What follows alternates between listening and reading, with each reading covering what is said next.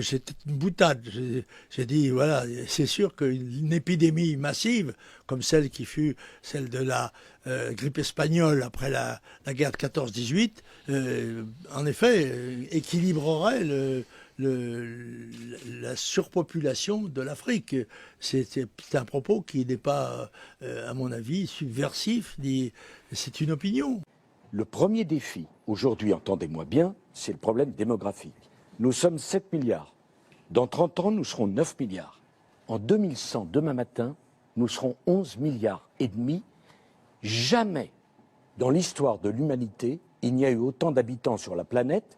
La première proposition que j'ai voulu faire, c'est la création d'un organisme pour suivre la population mondiale. Et pour moi, le premier défi qui génère d'ailleurs le défi environnemental, c'est combien d'habitants vont pouvoir habiter sur la planète. Mais ce n'est pas le sujet. Le sujet, c'est que pendant tout votre quinquennat, on ne vous a pas entendu parler de démographie. Par contre, vous avez été très volontariste sur le changement climatique. Et tout d'un coup, on a l'impression que les priorités sont inversées. Non, il faut lutter contre le changement climatique. Mais la première cause de dégradation de l'environnement, mais si vous ne voulez pas l'entendre, c'est que vous ne cherchez pas les causes et vous vous intéressez qu'à l'image, c'est le nombre d'habitants dans la planète. Mais vous semblez le Nigeria va donc passer à 400 millions d'habitants. Lagos, sa capitale économique, en a 22 millions.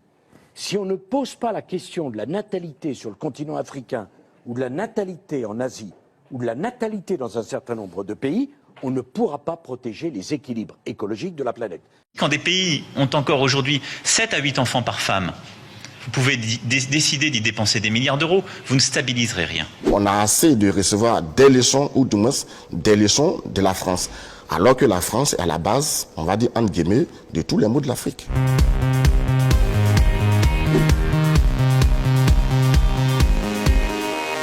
Je pense que M. Macron ne sait pas que c'est parce qu'il a la pauvreté en Afrique et qu'on fait beaucoup d'enfants. Ce n'est pas le fait de faire beaucoup d'enfants qui cause la pauvreté, mais c'est plutôt l'inverse en fait.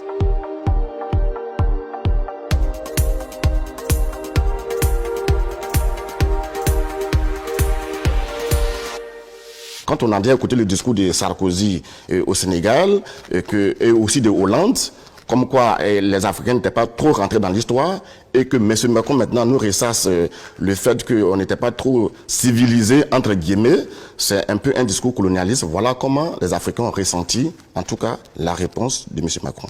Et il faut s'attaquer à un tabou, j'ose le dire, le contrôle des naissances en Afrique, car c'est la Chine qui a réussi à faire sa transition économique, parce que la Chine a osé parler clairement du problème de la transition démographique. Il faut que les c'est pas les Européens qui vont le faire. Bah oui, mais on fait quoi? Mais avec nos mais ça veut dire quoi? Excusez-moi. Est-ce qu'on peut parler des problèmes sérieux avec nos amis africains? Il faut un moment avec les gouvernements. Dès qu'il s'agit du contrôle des naissances, ça devient vos amis. C'est scandaleux ce que vous dites. Eh bien, je le pense. C'est scandaleux. Ce que l'on voit, c'est que effectivement, c'est pas l'alternance d'un mandat sur l'autre, c'est l'alternance en même temps. C'est Sarkozy, Hollande au carré, Macron. Et on le voit parce qu'il y a une continuité du bilan de François Hollande. Il était conseiller, il a été ministre de l'économie, donc y compris il parle de choses qui effectivement existent déjà. Sarkozy parle de l'intéressement.